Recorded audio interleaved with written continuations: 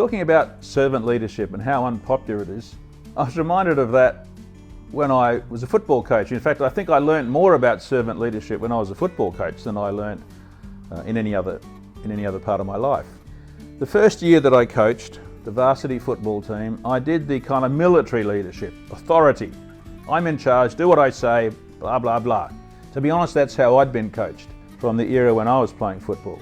So then I shifted to the second classic form of leadership, which is charismatic leadership. Hey, let's all win, yeah, rah, rah, rah. Let's win for the club, win for the team, and give an exciting speech. Winston Churchill, woo, yeah.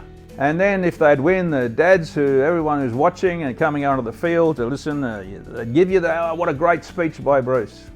That is not servant leadership either. Pretty soon I realised as the years went on that what works is to make the players feel that they have done it. So, servant leadership, and we're playing in the grand final, the premiership game, and it's pretty tight, and I'd already saved up a few things to say, but I went round to each player and I sat next to them and I said to them, like, Fred, how's it going? He said, I'm not doing very well.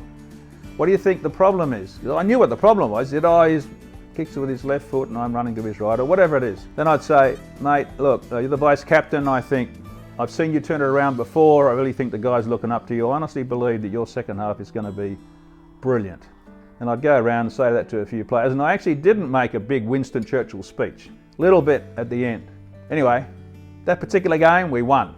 Champions. We're all singing around a club song and on the bus, go to here, there and everywhere, and end up back at the club celebration, and the beer is flowing and everyone's dancing, and one of the guys came up to me and this is exactly what servant leadership's about.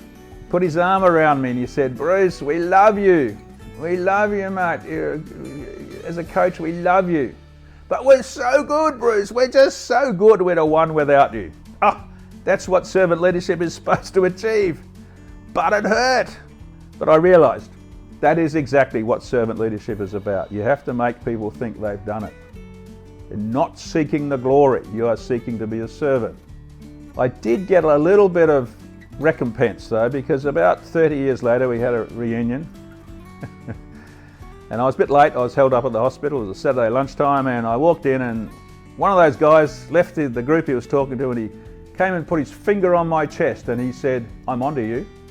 During the grand final that we're celebrating, you came and sat next to me and you said stuff to me and made me feel like $1 million. And I was 10 feet tall and played well in the second half. And I've been talking to these other guys, and turns out you did the same thing for them. And we thought it was us. Brilliant, but we're onto you. And normally, of course, in servant leadership, you don't get that feedback. That's not the point.